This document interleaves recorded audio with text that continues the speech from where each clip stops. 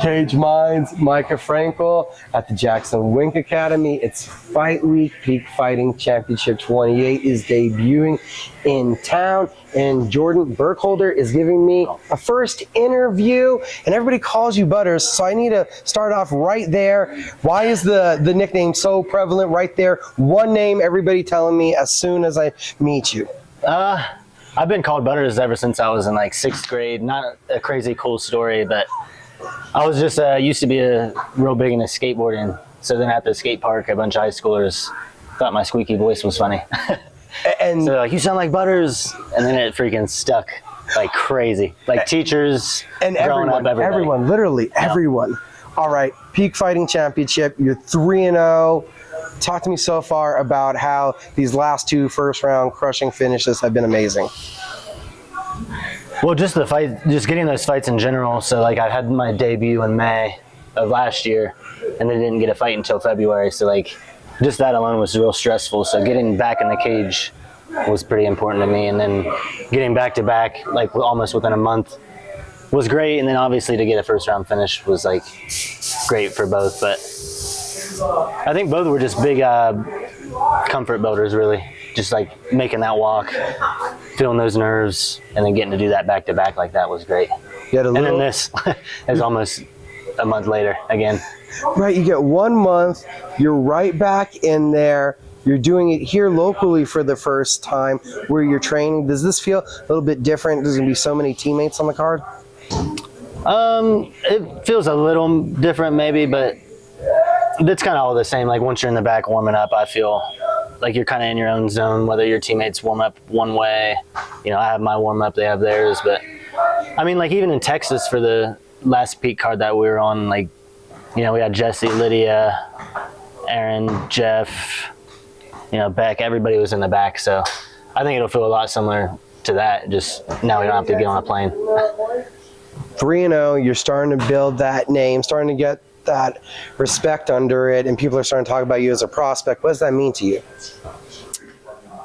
I mean, it means a lot, but I mean, I felt like a prospect ever since I decided to do the sport. So, like, I feel like they're just catching up to. What does that feel like to having them people now getting on the hype train? It feels pretty good, but it can also add a little bit of pressure. So I don't really like to, you know, outside of the gym and the team, you know, their perspective is kind of. I appreciate the hype, but it's all about just like what my team and coaches are feeling, basically. Not just to not have too much outside emotion.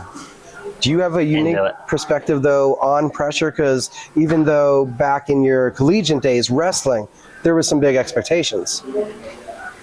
Yeah, I think I've gotten a lot better with the pressure. Like in college, just with my team, you know, I think everybody expected me to like kind of set the tone a lot. And I think I let that get to me maybe a little bit, rather than like appreciating that pressure. Like now I think pressure is a privilege. Like, you know, the fact that people, you know, expect a lot out of me, you know, is that's a good thing, not a bad thing. Where like before I would let it kind of like, oh my gosh, I have to do this. But now I get to have the pressure rather than have to have it. And then I know with a lot of high level athletes, it's people have high expectations, but yours are probably even higher. Yeah, I mean, my only expectation is to be a world champion. That's the crux of it, right? Yeah. How do you take that next step in showing everybody that you know it, but now to let everybody else know that you're that level of fighter? I think just chipping away. You just keep doing the same things. Keep evolving as a fighter. You know, God willing, keep getting the wins. And then just as I build through that process, I think it'll kind of catch on with everyone else. And we brought up the collegiate wrestling background. Are you one of the guys that, for your MMA game, you embrace your wrestling background? You're somebody that wants to prove that you can strike, not just a wrestler? I embrace it. I don't need to prove anything.